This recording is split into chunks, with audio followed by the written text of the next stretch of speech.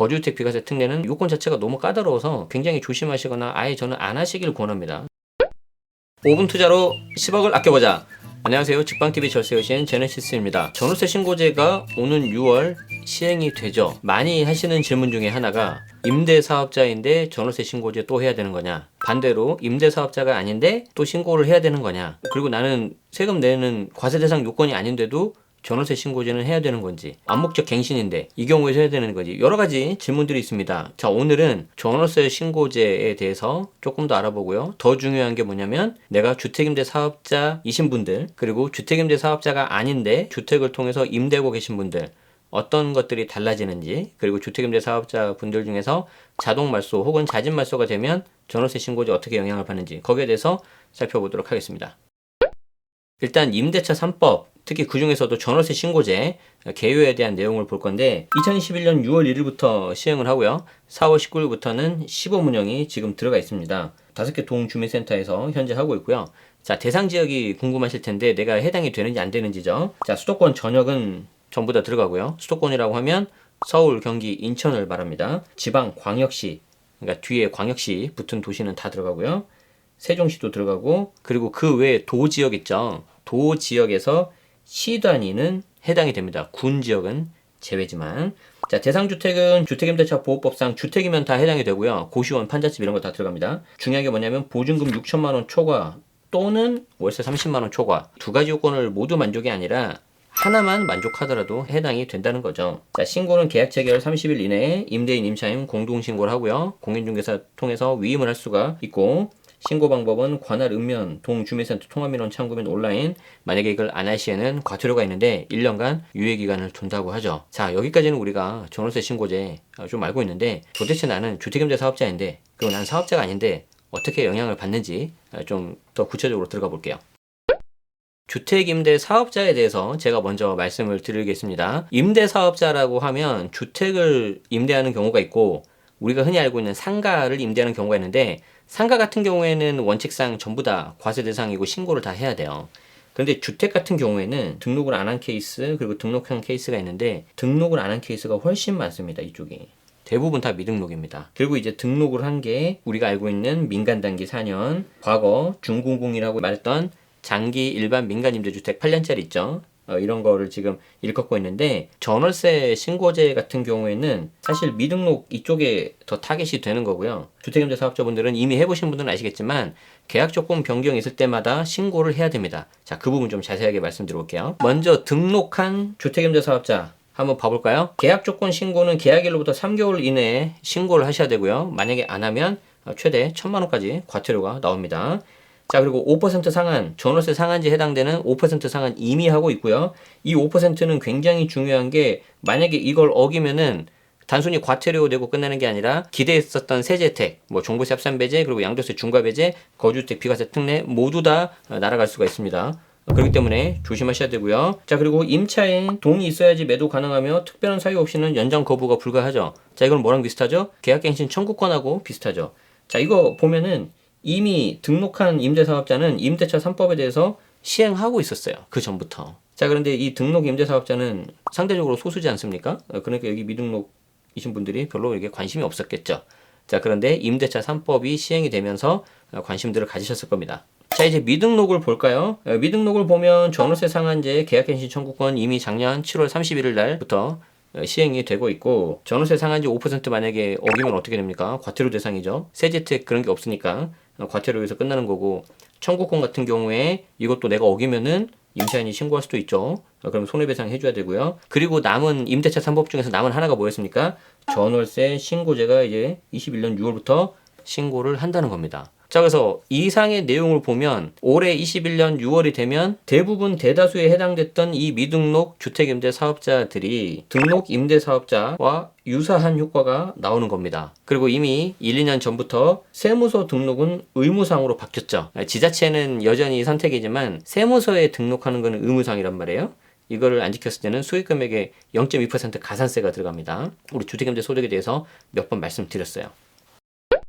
자, 이 둘을 표로 좀 비교를 해보면, 전월세 상한제 같은 경우에는 등록임대 사업자는 이미 시행을 하고 있었고, 이걸 만약에 상한제를 5%를 어겼다 그러면은 페널티가 오는데 여러분이 기대하는 세제 혜택을 아예 못 받습니다. 여기에 과태료도 들어가고요. 이 과태료하고 세제 혜택은 둘 다 다른 거거든요. 그러니까 양쪽에서 내가 맞을 수가 있다는 거죠. 미등록 임대사업자 같은 경우에는 작년 임대차 3법 중에서 2개 2020년 7월 30일부터 시행이 됐고 계약갱신 청구권은 등록임대사업자는 이미 시행이 됐고 연장해 주셔야 되고 특별한 사유가 없다면 미등록도 작년 7월 31일부터 했는데 이 경우에 청구권이 1회에 하나죠. 그래서 2+2지 않습니까? 등록 사업자 같은 경우에는 의무 임대 기간 4년 또는 8년 동안은 계속해야 되는 거예요. 이거는 그거 알아두셔야 되고 이제 등록하셔서 10년을 의무 임대하셔야 되는 분들은 10년 동안 내가 청구권 임차인이 쓸 수도 있다. 이런 것도 생각하시고 하셔야 되겠죠. 이제 마지막 이슈가 되는 게 전월세 신고제잖아요. 등록임대사업자 보면은 계약일로부터 3개월이고요. 이거 위반하면 과태료 이미 1,000만 원 이하로 하고 있고 미등록임대사업자 대다수에 해당하는 미등록 같은 경우에는 21년 6월 1일부터 시행 예정이다라는 겁니다.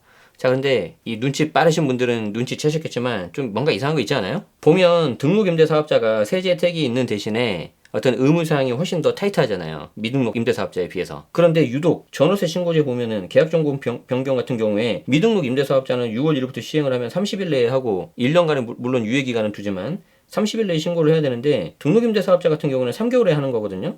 이 두 개가 좀 뭔가 안 맞다고 생각하지 않으세요? 그래서 여기에 대해서 안 맞기 때문에 뭔가 조정이 있을 것 같습니다. 어느 쪽으로 조정을 할까요? 3개월로 맞출까요? 30일로 맞출까요? 당연히 30일로 맞추겠죠. 자, 그래서 이제부터는 제가 이미 주택임대 사업자 등록을 해서 운영하신 분, 등록은 하지 않았는데 임대를 놓고 있는 경우에 제가 구분해서 말씀드립니다. 자, 먼저 등록을 하신 분들은 앞으로 어떤 거를 조심하셔야 되냐면 첫 번째, 계약 체결 30일 이내에 전월세 신고제가 당겨지거든요. 근데 등록임대주택 같은 경우에는 3개월이란 말이에요. 계약 변경일로부터 이거 30일로 당겨질 수 있습니다. 현재 논의 중으로 알고 있어요. 구체적인 내용이 좀 나오면 제가 다시 한번 말씀드리도록 하겠습니다. 이거 이미 논의 중에 있으니까 그렇게 좀 예상하시는 게 차라리 나을 것 같아요. 자, 그리고 조금 제가 어려운 이야기 할 건데 이미 주택임대 사업자 등록하신 분들은 이 자동말소하고 자진말소 두 개를 굉장히 구분 잘 하셔야 돼요. 내가 요건을 제대로 갖춰서 등록을 했다 그러면은 자동말소가 조금 더 유리합니다. 단 전제 조건이 제대로 세제 혜택을 받을 수 있는 요건을 갖추셔야 돼요. 자동말소를 하면 종부세 과세 대상에서는 포함이 되죠. 그래서 합산배제가 빠져서 이제 종부세 과세 대상이 되는 것이고 양도세 중과 배제는 가능은 한데 이때 재밌는 게 뭐냐면 자동말소인 경우에 언제 팔더라도 양도세가 중과가 배제가 돼요. 비록 조정 대상 지역이라 하더라도 이게 가장 큰 장점이고요. 자진 말소를 했다고 하면은 이제 말소를 했기 때문에 역시 종부세 과세 대상이 되고요. 이때 조심해야 되는 거 양도세 중과를 받으려면은 1년 이내에 매도를 해야 됩니다.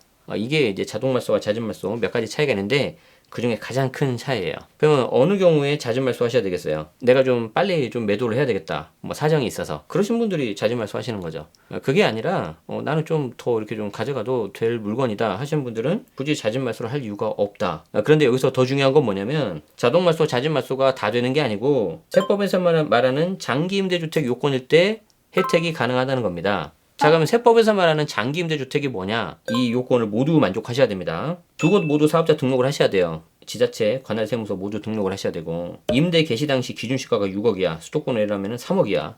이렇게 돼야 됩니다. 2018년 4월 1일 이후에 등록하는 경우에는 장기 일반 민간임대주택 이게 이제 여러분들이 알고 계시는 중공공이에요. 중공공.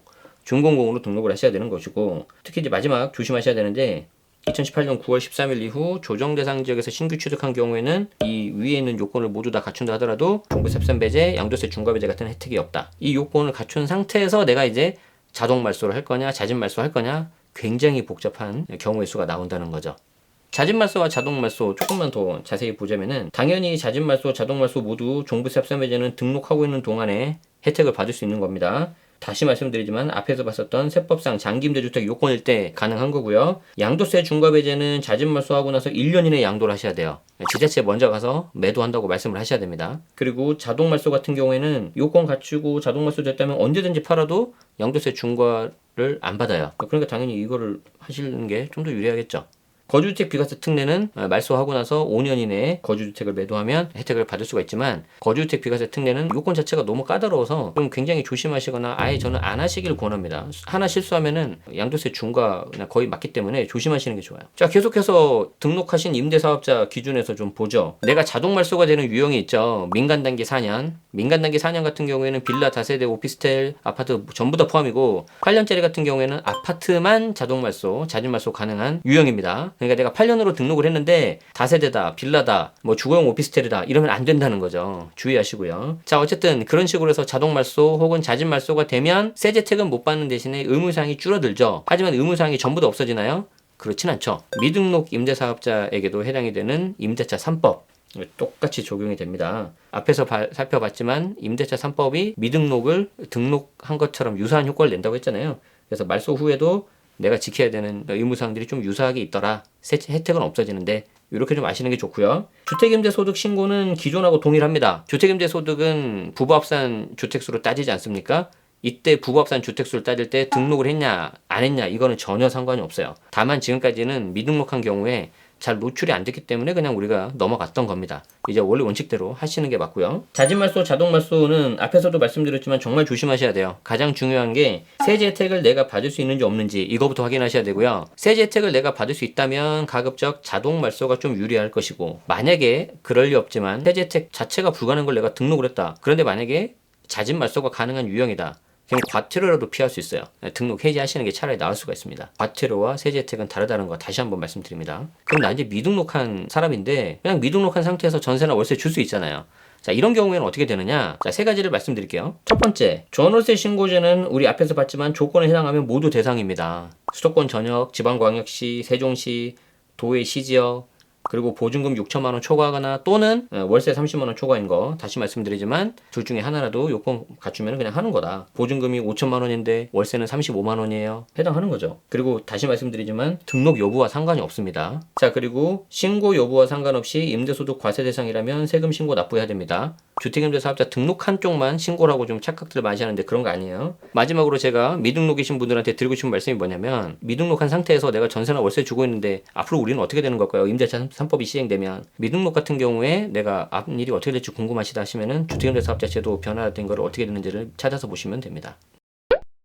지난 영상에서 굉장히 좀 상세하게 말씀드렸던 것 같은데 여기 좀 링크를 하나 해주시면 감사하겠고요. 주택임대소득 과세 요건은 부부합산 주택수에 따라 다르고, 과세 방법은 수익 금액이 2천만 원이 넘느냐 안 넘느냐 그에 따라서 종합과세, 분리과세 된다고 말씀드렸습니다. 사실 굉장히 어려운 내용이에요. 세무사분들 통해서 5월달에 이제 곧 되는데 종합소득세 신고하실 때 참고하시기 바라겠습니다.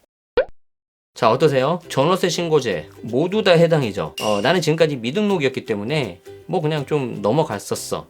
이런 분들이 이제 전월세 신고제가 되면은 해당이 되는 거고요. 사실 전월세 신고제가 아니더라도 주택을 통해서 내가 임대를 놨다 그러면은 이거는 그냥 원래 원칙대로 과세 대상 요건에 해당이 되면 세금 신고 납부하셔야 되는 겁니다. 다만 미등록이니까 좀 법에 약간 사각지대에 있었던 거죠. 이미 등록 임대 사업자분들은 그렇게 다 지금 하고 있었어요. 그래서 미등록 사업자 같은 경우에는 등록 임대 사업자가 어떤 식으로 됐는지를 보시면은 잘 알 수 있을 것 같습니다. 자, 관련해서 이렇게 데이터가 모아지면은 거래 내역이 더욱 투명해지는 장점이 있고 임차인 보호가 더 많이 될 겁니다. 하지만 반면에 여러 가지 부작용도 있을 거라고 하는데 여기에 대해서는 이제 시간이 지나봐야 알 수 있는 거기 때문에 그에 대한 평가는 우리 시간이 좀 더 지나고 여러분들께서 한번 보시면서 내려보시는 건 어떨까 싶습니다. 자, 오늘 내용 도움되셨다면 좋아요, 구독 부탁드리고요. 알림 설정까지 하시면 다음에 더 유용한 정보 쉽게 받아보실 수가 있습니다. 시청해주셔서 감사드리고요. 지금까지 직방TV 절세여신 제네시스였습니다. 고맙습니다.